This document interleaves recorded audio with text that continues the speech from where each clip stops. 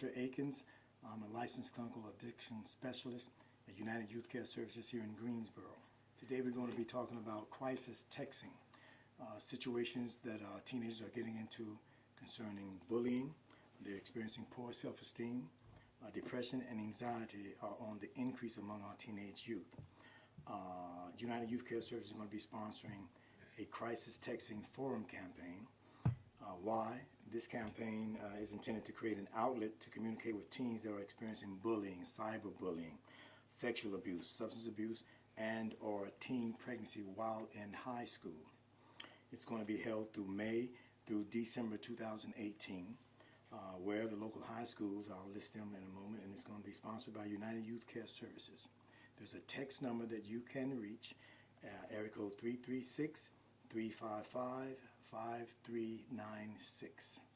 The schools that are going to be participating in this forum: Dudley Senior High School, Ben L. Smith, Grimsley High School, Middle College at North Carolina A&T State, Middle College at Bennett College, Page High School, Ragsdale, High Point Central, Southwest Guilford, and Northeast High School. Now, what is happening to our teens that we would need a program such as this? A lot of our teens are texting, they're using the social media. It has fantastic avenues that it can do, and it has detrimental avenues. Once you text something, it is like there forever.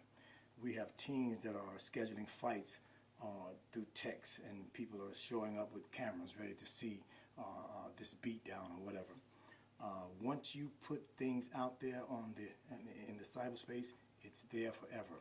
Who am I going to vote for in 10, 15, 20 years? And they pull their Facebook from 20 years back. You're going to be ashamed. Once you start to decide you want to go a certain way, and your past has portrayed you in a different light, you can't go back and change those things, and they'll be there forever, trust me. I don't think that our schools are teaching anything that deals with emotional fortification. How do you develop a protocol for failure? We have children that think they're supposed to win everything. Everybody gets a trophy. No, you're going to be called to compete, and you're going to be competition. You're not going to be able to get around it. It's going to be necessary that you develop a tough skin in order to compete in a world that thrives on competition. I would advise an individual learning how to play chess. It is a bloodless war, but it is a war. You will get a move, then I will get a move. You will get a move, then life will get a move. But you will not get two moves. If you think you are, you're not paying attention. I would advise to counter bullying, registering your kid in a judo class at the Y, a martial arts class, taekwondo, and you will actually form a family or a brotherhood, an additional support team that counters the fact that they're being bullied. And funny thing about martial artists, they get in very few fights. It's a discipline, and that is sorely lacking in our schools today. I'd like to cut there. Again, Walter Akins here, licensed clinical addiction specialist at United Youth Care Services. We were talking about poor self-esteem, and I don't know whether that's the right terminology. I think a lot of our youth today, they have a high self-esteem but low self-respect. Character is at the root of a lot of things that we're going through or we're not experiencing. We've got to find a way to incorporate a character education program into our school system that deals with emotional fortitude, as I stated earlier, with building up the self-esteem that is not crushed when people are refused, they're not accepted. You should learn to become a person within yourself. You have an identity, usually it's connected with your name. My name is Walter, it means the conquering warrior. When I found that out, I refused to lose, okay? Now, depression, the things that are going on, that the schoolwork, the pressure to be accepted into certain groups. Start a chess club, join a chess club. One thing about chess is that anyone that watches you play, they will never consider you stupid. I don't care if you can't do math or English, but if you can play chess and start to develop strategies about, if I move here, what is the worst that can happen, what is the best that can happen, and then you have to weigh. This is called intelligence. The word intelligence means the ability to choose between. You don't necessarily have to be smart to make intelligent moves. Okay, if you want to count on the bullying, martial arts, chess, these are stress reducers. When you, the body appears resting as you focus, and the mind is activated and developing what the cost and benefit factors. You, in martial arts, the focus that comes with learning forms and a language if you study it properly, and the body, all this will reduce stress. It will heighten an anxiety if you go into moments of competition, but at the end of the day, you'll be able to sleep well at night. Your blood pressure's down. Children are not getting out and exercising enough. This is a part of therapy, exercise, study, replacing bad habits with good habits. We're creatures of habit. I have habits. I have bad habits. But what will replace a bad habit is a good habit. I play chess habitually, but it's a good habit, as long as it doesn't take away from what I need to do in my job or my commitment to my family. I studied martial arts, but now I watch it because I can learn from observation as well as experiencing. I don't have to go out there and get kicked to learn how to throw a proper kick, proper block. Now I study it through films. There are a lot. I study music. Everyone should seek to master an instrument. I haven't mastered the guitar, but I have dreams, and I play. There are 1,000 different things you can do that will not incorporate drugs, taking an external entity, taking it inside here that I can feel happy. Happiness comes from inside, or it should, and you should have enough to share with others. Thank you very much. In closing, let me reiterate the value of you. There's not going to be another you, so if you don't fit in, don't worry. You won't. You're special, and don't ever forget it. You are worth it. Here at United Youth Care Services, we are here for you. If you need to call us, our number is area code 336-370-9232. The texting number is text 336-355-5396 for those of you who may be experiencing cyberbullying, teenage pregnancy, substance abuse, depression, anxiety, low self-esteem. Trust me. In closing, let me share this with you. Attitudes are contagious. The question is yours worth catching? You have to develop the strength within you to stand alone if necessary. You're an independent thinker, and you're a free thinker, or you should be. Education starts at home. The parents, if that's faulty, then you're going to have to find a coach, a janitor, a teacher, someone that can help guide you along the way as you become educated. The word education means to lead out or draw out. So there's something in you that needs to be tapped and led out and refined. And so as you walk along this road of being education, I hate to break this to you, you're never going to finish school. Every day that you awoke, you're going to find something new that's going to motivate you, inspire you, or even amaze you. So your whole life, expect to be educated, expect to learn, sharpen your communication skills, self-esteem, study character, study people who have character, and study a couple of losers. You'll find what not to emulate. So I just want to close out with because you're worth it. Simply because you're worth it.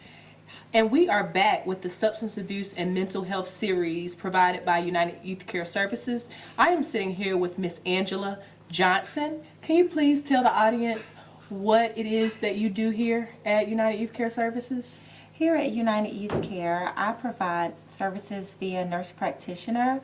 I'm able to see patients for all different types of primary care needs, things from HIV testing, STD testing and counseling, immunizations, chronic care needs such as blood pressures, high cholesterol, and just a multitude of various primary care needs, as well as psychiatric mental health needs as well. Okay, that's great. So, what treatment options do you recommend for substance abuse clients? There are various treatment options that we have for substance abuse clients. Okay. A lot of the things that we have are cognitive and behavioral retraining. We do also have medication assistance and withdrawal symptoms for the patients.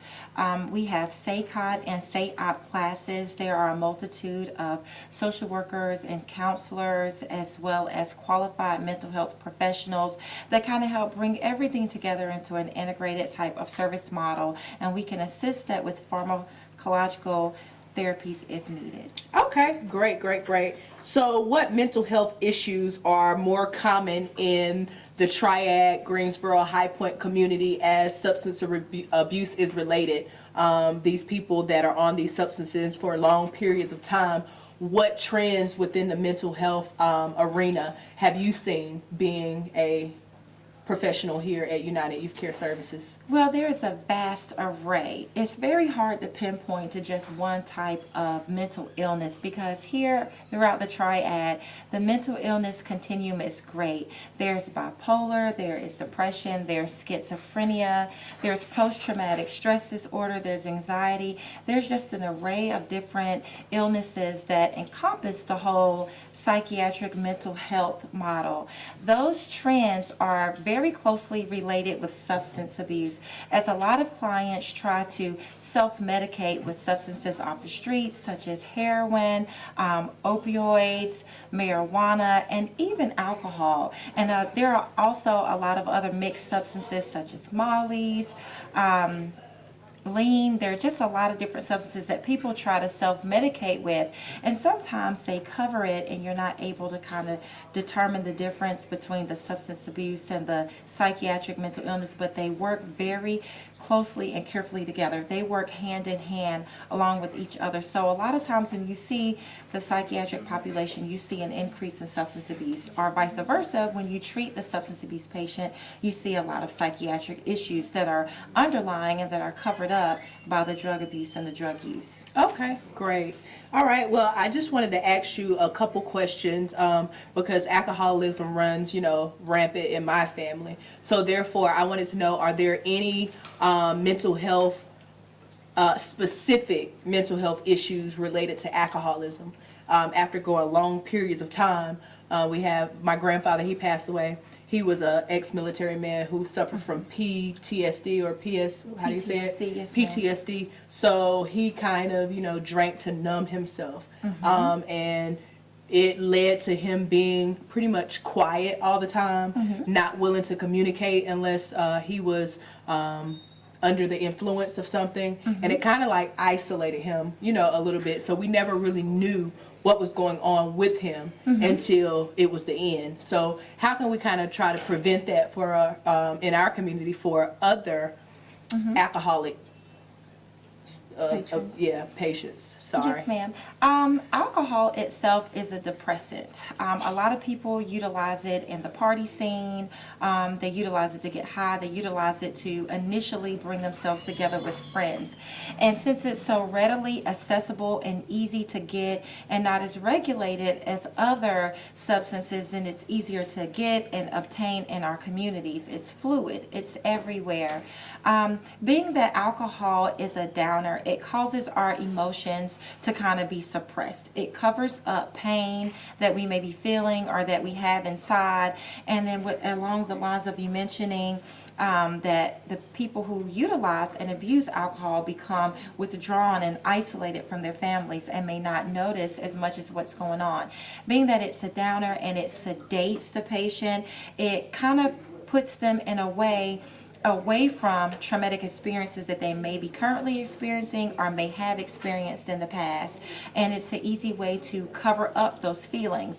And then once you get enough of that alcohol in the system, you become toxic. And once it crosses the blood-brain barrier and you become toxic, you can start doing things that you may forget or that you may not remember, have blackouts and things of that nature. And along the lines of your question about how can we kind of prevent that in our communities, I would say as families and friends, neighbors, co-workers, it's exceptionally important to recognize and realize and just talk to your neighbor or to the fellow person and kind of figure out what's wrong. Give a listening ear as to what they may be experiencing or may have experienced in the past. And it's always good to talk to someone. It's better to get it out. Or if you notice a person who intakes alcohol, taking alcohol first thing in the morning to wake up, last thing at night to be able to go to sleep, or just to be able to deal with day-to-day problems, or they may also intake alcohol to overcome the feelings of being on alcohol the day or night previously before. Those are some symptoms and red flags that I would kind of say it's time to have a talk with a professional about.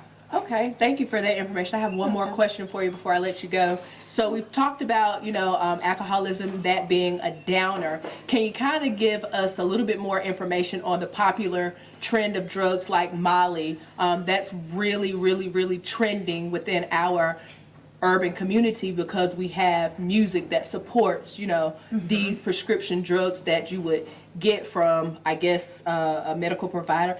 Honestly, I don't even know what's in a Molly. I've heard that it's like every drug on the market in one. Like, can you explain that a little bit? Molly's have stimulants and depressants in them. It's just depending on who makes them or who manufactures them.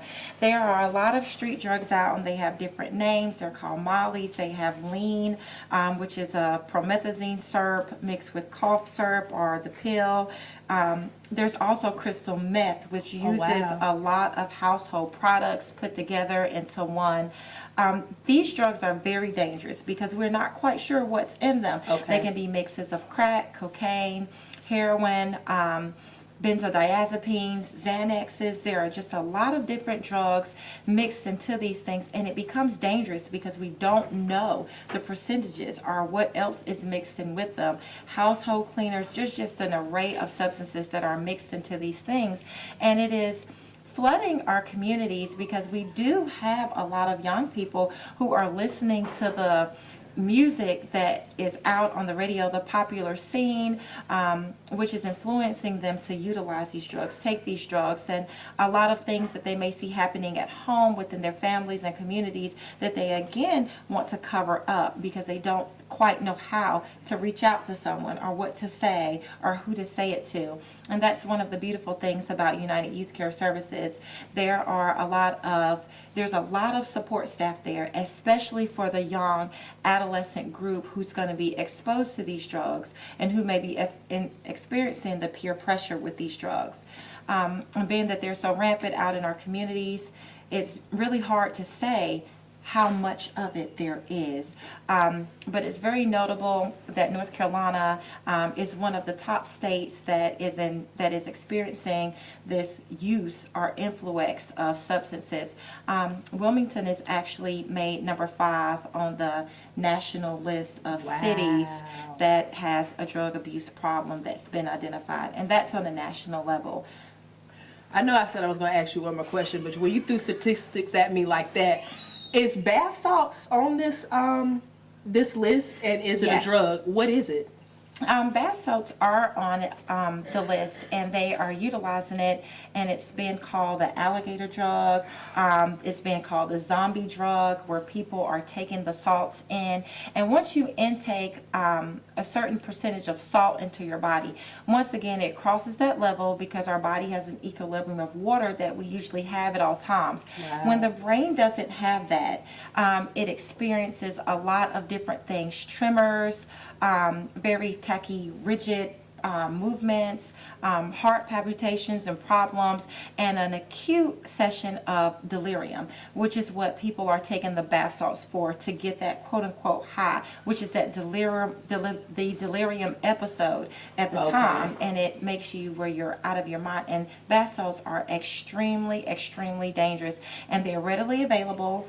They're in lots of stores, and they're very cheap, and it's an easy access drug to get. Oh, wow. The latest thing I've heard on social media within our adolescent community is where they're having these farm parties where they are actually going into their parents' drug cabinets and actually mixing all of the drugs that they can find into a party bowl and actually passing it around to the youth. And basically how you win is the first person that passes out. That's dangerous. That's very dangerous. It is As a clinical extremely technician, dangerous. can we put out like a PSA, do not have farm parties. If you're an adolescent, please don't take anybody else's medicines. Don't take your mom's medicines. Don't go and buy medicines off the street. If you're not prescribed any medications, don't do it. And that's extremely dangerous for people that are taking other people's medications, because you may have your own health problems that you may or may not be aware of. You may have allergies that to that medication that could cause an acute reaction. And a lot of times, adolescents or people who are mixing these drugs are not aware of the side effects that could occur from these drugs. And it's even more dangerous when the first person that passes out and you're unable to identify what you have taken or how much of the substance that you have taken. That is very, that's very, ideal, because I'm thinking, I've been in instances where I've went into the ER where I've been with my grandparents who were on prescription medications that were prescribed by the medical providers, and they still ask for that medication list. So it's very, very, very vital to our community to just give it up. Like, don't do it. Don't participate in it. It's very dangerous. You're playing with your life. And here at United Youth Care Services, we are trying to eliminate that with just educating you about the community, the trends, the awareness, how dangerous these drugs are, how dangerous prolonged uses of drugs are. So again, Angela, we want to thank you for your time today and educating the community with your expertise and what you do. And we'll see you around soon. Hopefully we'll bring you back on the next Thank you, Ms. Anisha. I appreciate series. that. Thank you. All right. Did you know that substance abuse can be defined as a dependence on an additive substance like alcohol or drugs that can be identified as cannabis, prescription drugs, tobacco, cocaine, heroin, and opiate addictions? About 20 million people suffer from drug and alcohol abuse. According to the U.S. Department of Health and Human Services, illicit drug use costs the U.S. about $181 billion a year. Meanwhile, excessive alcohol use costs the U.S. about $235 billion a year. We have a nonprofit organization right here in Greensboro and High Point, North Carolina. The address in Greensboro is 1207 4th Street, 27405, and the High Point address is 175 North Point Avenue. The programs and services that they offer are substance abuse comprehensive outpatient therapy, substance abuse intensive outpatient therapy, psychosocial rehabilitation, as well as individual therapy. The studies report that in 2007, illicit drugs cost healthcare $11 billion and the U.S. $193 billion. In 2010, alcohol cost healthcare $27 billion and the U.S. $300 billion. Rising in 2013, prescription opiates cost healthcare $26 billion and the U.S. $78.5 billion, according to drugabuse.gov. Labeled as a pandemic in the United States, imagine if individuals who suffer from this temporary addiction successfully complete the program and become role models for the next person suffering from the same illness. How powerful as a people and a community we would be. We would have a community of people sharpening other people, empowering themselves and others. That frees up money for the communities, more jobs created through entrepreneurship, more resources for our elderly. When we can turn around and put $116 billion of the government and taxpayers' dollars back into other fundings for the communities, as well as national issues and worldwide issues, we will be rebuilding our communities one issue at a time. Again, crime rates will decrease, graduation rates will increase, jobs will increase, and lives simply become better. You see the chessboard here. Average human lives about 80 years. Average chess game moves takes about 40 moves. So if you could wrap your head around every important decision that you make, equaling 2 years of your life, you would make better decisions. It's all about choices. Chess is. I have to choose a man. I have to choose where I want to go. But I have to do it with a goal in mind. You getting off drugs, it's a decision that only you can make. When you make it, call us. Our number will be at the bottom of this screen. Now, I would like to thank all of you for tuning in and watching our segment. Thanks to United Youth Care Services. This is substance abuse and mental health session. And we have a session that will be coming up next. Crisis, texting. Are you being bullied? Is it happening to you? There's help. And if it is, you should contact us as soon as possible because you're worth it. I think it's your move.